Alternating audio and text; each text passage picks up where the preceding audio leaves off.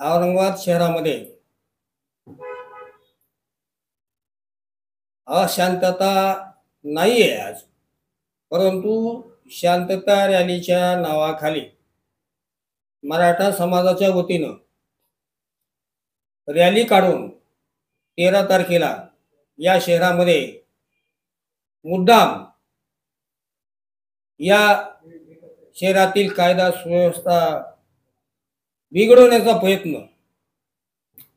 होऊ नये यासाठी आम्ही औरंगाबाद शहराचे पोलीस आयुक्त प्रवीण कुमार पवार साहेब यांची भेट घेऊन त्यांना कायदा व सुव्यवस्था या शहरात अबाधित राहावी यासाठी प्रयत्न व्हावेत आणि अशा रॅलीला परवानगी देऊ नये अशा प्रकारची विनंती केली होती। परंतु आज आम्ही ओबीसी कार्यकर्त्यांची बैठक घेऊन या शहरातील ओबीसी समाजाला आव्हान केलेलं आहे की 13 तारखेला निघणाऱ्या मराठा समाजाच्या रॅलीला आमचा विरोध नाही, परंतु या रॅलीमध्ये ओबीसी समाजाच्या कार्यकर्त्यांनी शांतता ठेवावी असं आव्हान आम्ही ओबीसी समाजाच्या सर्व कार्यकर्त्यांना केलेलं आहे। पण छत्रपती संभाजीनगरची लाईफलाईन समजला जाणारा जालना रोड संपूर्ण 9 तास सर्वसामान्य नागरिकांसाठी बंद करण्यात येणार आहे, याबाबत काय वाटतं? हे योग्य आहे का? ही बाब ही शहराचे जे प्रमुख आहेत, पोलीस आयुक्त, जिल्ह्याचे पोलीस अधीक्षक आणि जिल्हाधिकारी, विभागीय आयुक्त हे प्रशासकीय प्रमुख अधिकारी आहेत आणि त्यावर त्याचा निर्णय त्यांनी करायचा आहे की या शहराची शांतता कशी राहील। आपण ओबीसीचे अभ्यासक आहात, ओबीसीची लढाई लढत आहात, एक नेतृत्व करत आहात। मराठा समाजाची खास करून जरांगींची जी मागणी आहे, रोज एक नवीन मागणी समोर येते। आज सगळ्या सोयऱ्यांची मागणी घेऊन समोर आलेली आहे, हे कितपत योग्य आहे? याचा ओबीसी समाजाला काय दुष्परिणाम होऊ शकतो, त्यांचा काय तोटा आहे? आम्ही भारतीय संविधानाला मानणारे लोक आहोत आणि या न्यायपालिकेचे जे काही न्यायनिवाडे आहेत त्याच्याशी आम्ही बांधील आहोत। मराठा समाजाने आतापर्यंत 4 वेळा ओबीसी आरक्षणामध्ये एससी-बीसीच्या प्रवर्गाखाली घुसून आरक्षण मिळवण्याचा प्रयत्न केला होता। 2014ला देखील महाराष्ट्र सरकारनं एससी-बीसीच्या नावाखाली मराठा समाजाला आरक्षण देण्याचा प्रयत्न झाला, परंतु मुंबई हायकोर्टाने त्याला स्थगिती दिली होती। त्यानंतर ते सुप्रीम कोर्टामध्ये गेले, सुप्रीम कोर्टानं स्थगिती उठवली नाही आणि मूळ याचिका परत अंतिम सुनावणीला घ्यावी अशा प्रकारचे निर्देश दिले होते।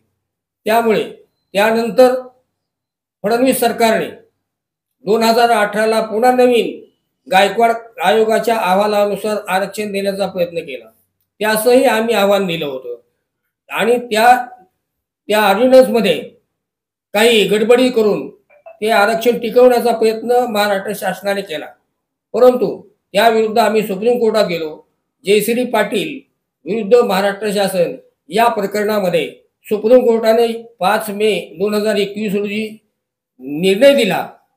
5 न्यायमूर्तींनी निर्णय दिला आणि या न्यायमूर्तींनी असं सांगितलं की मराठा समाज हा मागासवर्गीय होऊ शकत नाही, तो सामाजिक, आर्थिक, राजकीय दृष्ट्या मागास नाही आणि एवढा मराठा समाज हा राजकीय दृष्ट्या सुधारित प्रगत समाज आहे, त्यामुळे तो आरक्षणाला पात्र नाही, अशा प्रकारचा निर्णय 5 न्यायमूर्तींनी दिला।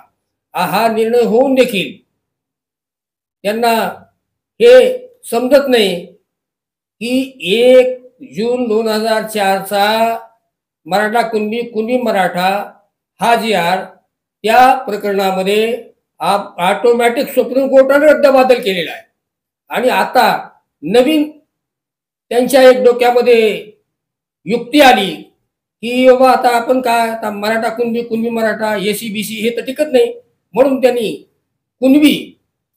आम्ही कुणबी आहोत आणि आम्हाला कुणबीचे दाखले मिळाले पाहिजे या मुद्द्यावरती त्यांचं लक्ष केंद्रित केलं की कुणबी आले की मग ते मंडल कमिशनमध्ये आम्हाला जाता येतं, अशा प्रकारची धारणा त्यांची झाली असावी आणि म्हणून ते ओबीसीच्या प्रवर्गात कुणबीचे खोटे दाखले घेऊन घुसण्याचा प्रयत्न करतायत. संपूर्ण महाराष्ट्रामध्ये ओबीसी आणि मराठा समाज गुण्यागोविंदाने नांदत होते.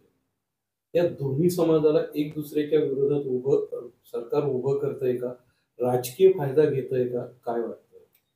नाही, ही जर आजची परिस्थिती जी निर्माण झाली, ओबीसी आणि मराठा या दोन समाजामध्ये जी तेढ निर्माण झाली आहे, हे तेढ निर्माण करण्याचं काम या महाराष्ट्र राज्याचे मुख्यमंत्री एकनाथ शिंदे, या महाराष्ट्र राज्याचे उपमुख्यमंत्री देवेंद्र फडणवीस आणि या महाराष्ट्राचे जे शुक्राचार्य आहेत मेन ते शरदचंद्रजी पवार, या तिघांची ही खेळी आहे.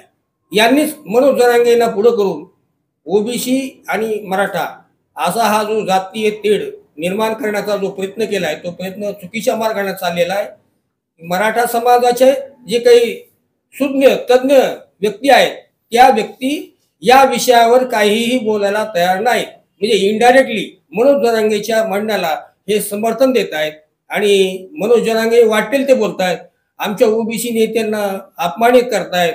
त्यांचा एकही शब्द आमच्या ओबीसीचे नेते भुजबळ साहेब यांचं नाव घेतल्याशिवाय राहत नाही आणि ते रोजच काहीतरी नवीन बाईक देऊन समाजामध्ये भडकाभडकी करायचं आणि जातीय तेढ निर्माण करण्याचं काम करतायत.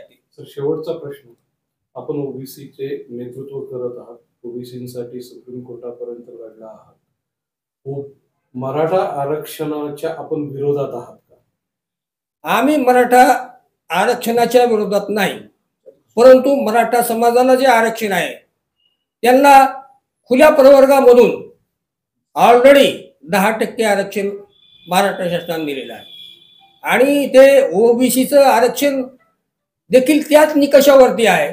8 लाखाची उत्पन्नाची मर्यादा नॉन क्रिमिनल जे आहे लावलेलं ओबीसीचं, ओबीसी समाजाला नॉन क्रिमिनल आहे. 8 लाखाच्या वरच्या लोकांना आरक्षण मिळत नाहीये.